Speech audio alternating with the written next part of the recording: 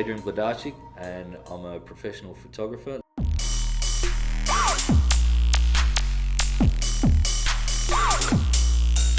I grew up in the city of Melbourne.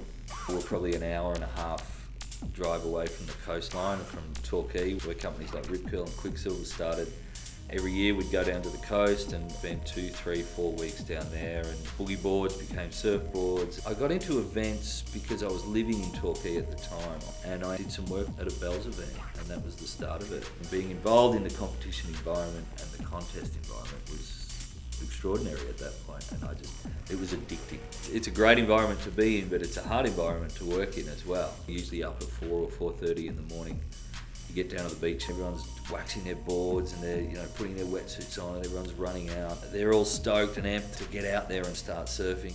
Do I have a favourite competition to photograph? A short answer would be pipe, I'd say, because pipe's pipe. Big waves, the tidal usually gets contested. You know what's sitting underneath there, it's a dangerous wave. When I first started doing tour events, I'd get to the end of the day and have 2,000-3,000 photos to go through, and to get the photograph, I think you need to bring something different to each event. You can see what the wave's going to be doing and you can see what the surf is going to be doing. Photography calls you to be intuitive, and being so intuitive about the sport and that particular surfer, really taking that much note, you learn the intricacies of each guy, and you learn the intricacies of their moves and what they may or may not do. Knowing that Mick's going to come flying down the line and do a hack, and I can usually predict or guess a guy's wave score within about half a point or so. The Kelly shot in 2010 when he won his 10th world title, it was a hard shot to get, and it was an emotional time as well. Andy had passed away a few days before.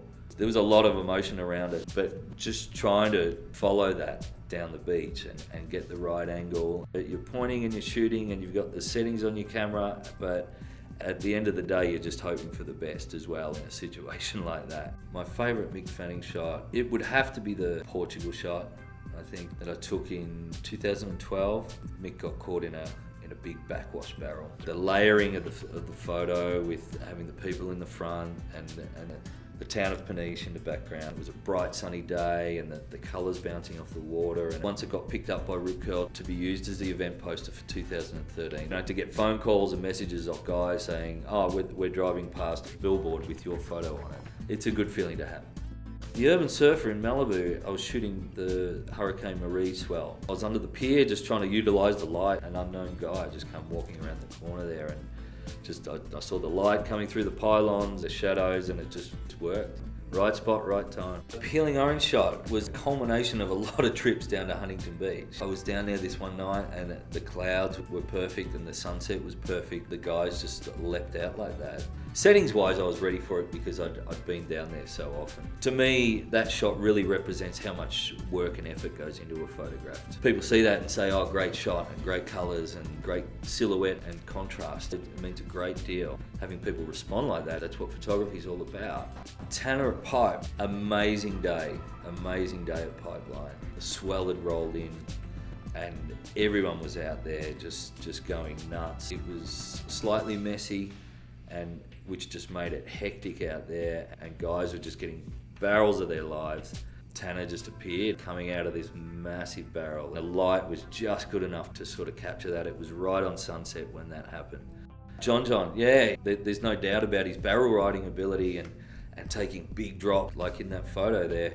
The distinctive feature about John and a quality that people may or may not see, I think, is his flow. He just links manoeuvres so well together. His progression and his transition is just so smooth. What do I do as a photographer, or who I am? I think that's the beauty of photography. I think that's why I like it so much. There's diverse parts to me, and there's so many parts to photography, and it allows me to express different parts of who I am and bring that to people as well.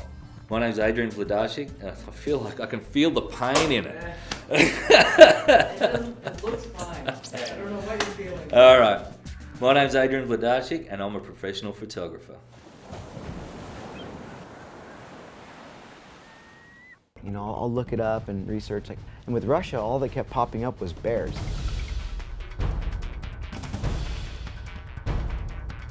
And then all of a sudden, it's